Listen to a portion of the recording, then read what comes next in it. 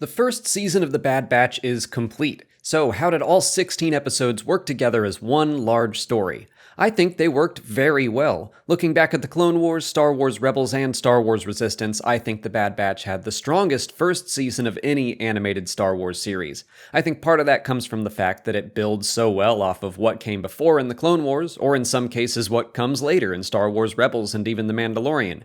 Yes, this series was cameo heavy, and that's probably the most consistent criticism I saw online throughout the season. Small galaxy, cameo of the week, etc. I can understand that, but I thought the cameos were all used effectively. Cad Bane, for example. It was so much fun to see him pop back up, and when you need a threatening bounty hunter, there isn't anyone better at this point in the timeline.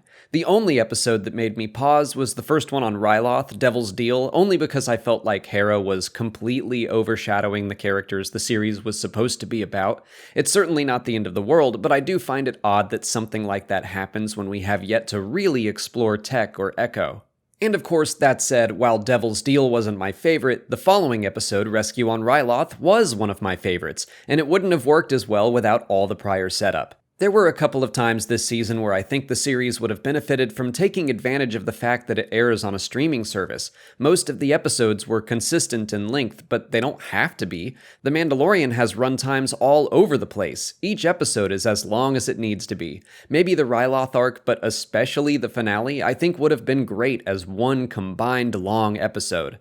I enjoyed the final episode, but not nearly as much as Return to Camino. Combining the two-part finale may have removed some of my criticisms, because Return to Camino was another favorite episode of mine.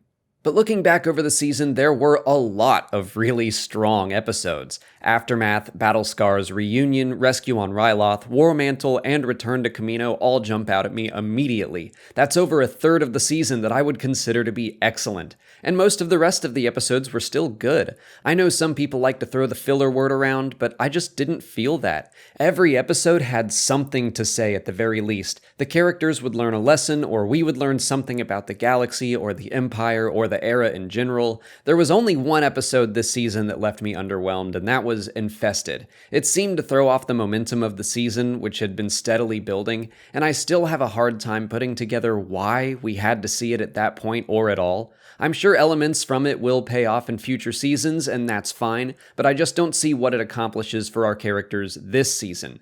That said, Return to Camino made me look at Infested slightly differently. Crosshair's argument about how the Batch are running around the galaxy handling missions that are beneath them rings true, because we just saw them doing that in Infested, and we wondered why.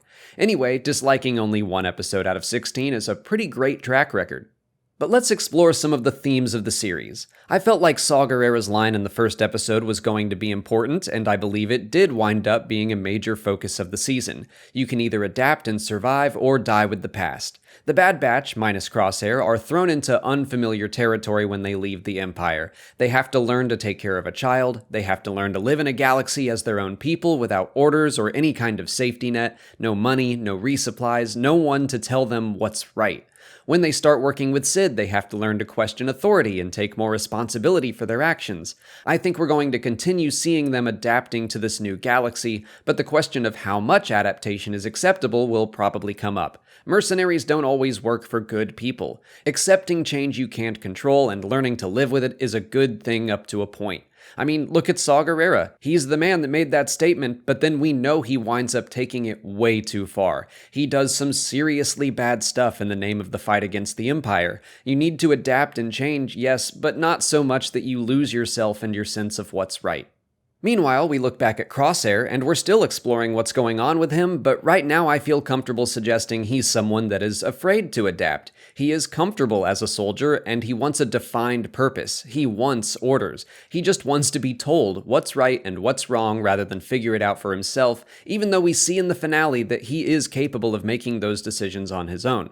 I want to make it clear that I'm simplifying things for him just to get at the themes. I'm not trying to be too understanding to the war criminal that had civilians executed, but he certainly feels like that friend or family member that has gone off the deep end. And then we see the Batch in the finale having to decide how far is too far to go for him. They offer him the chance to come home with them. They even offer him some understanding. But I really liked Tech's line about how, yes, you can absolutely try to understand why someone makes the choices they do without agreeing with them.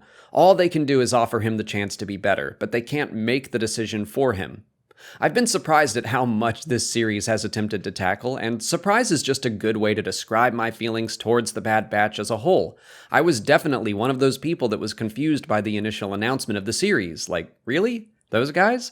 But I have loved spending time with them every week. They so quickly transformed from their very over-the-top personalities that we saw in Season 7 of The Clone Wars into still pretty much over-the-top personalities, but with so much heart. And I haven't even talked about Omega yet, who is an absolute treasure. Maybe it's partially because I just know what to expect from Star Wars animation now, but I didn't have any of that awkward getting-to-know-you feelings that I got from Ahsoka or Ezra, which is part of their story, by the way. I'm not trying to trash Clone Wars or Rebels, obviously. Their series are about them growing up and maturing. But I was on board with Omega from day one, and I think it's so fun seeing her be the voice of reason and helping her brothers learn how to follow their consciences instead of orders.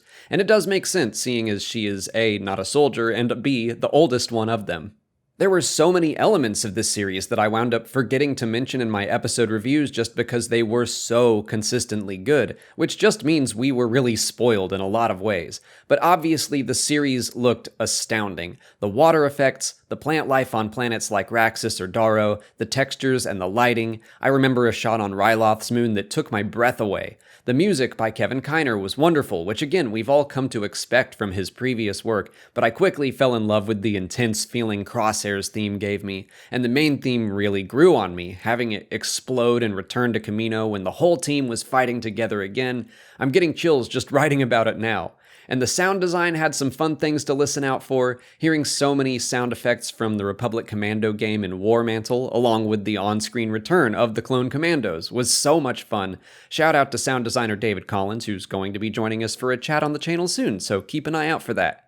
But this series just felt like it was full of love and heart and so much talent. So congratulations to everyone involved, especially Jennifer Corbett, Brad Rau, and Matt Machinovitz, who I believe handled most of the writing and directing, and of course Dave Filoni for creating the series. But everyone involved made something that I'm really gonna miss watching every week.